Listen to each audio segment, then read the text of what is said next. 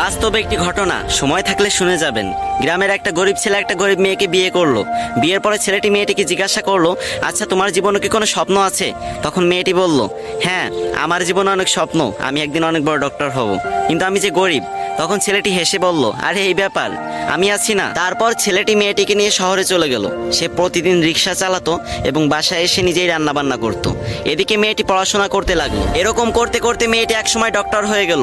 ছেলেটি এই খবর শুনে খুশিতে আত্মহারা হয়ে গেল এবং সে সেই ছেঁড়া কাপড় পরেই মেয়েটির সাথে দেখা করতে চলে গেল। মেয়েটি যখন তার বন্ধু বান্ধব নিয়ে কলেজ থেকে বের হচ্ছিল, তখন ছেলেটি সবার সামনে গিয়ে মেয়েটিকে বলল, জানো আজকে না আমি অনেক খুশি, আজকে তুমি ডাক্তার হতে পেরেছো। তখন মেয়েটির বান্ধবীরা জিজ্ঞাসা করলো, এই এ কে রে?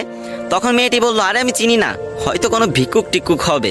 তখন ছেলেটি মন থেকে অনেক কষ্ট পেল। ছেলেটির চোখে পানি চলে আসলো এবং সে বলল, তুমি ঠিকই বলেছো। তুমি জানো আমি তোমার পরীক্ষার টাকা জোগাড় করতে গিয়ে ভিক্ষা পর্যন্ত করেছি।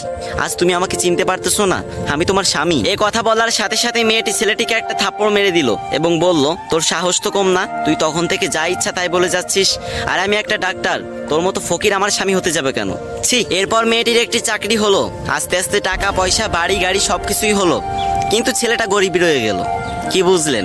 ওই যে গ্রাম বাংলা একটা কথা আছে না, ভালা মানুষের দাম নাই, উপকারীরা বাঘে খায়।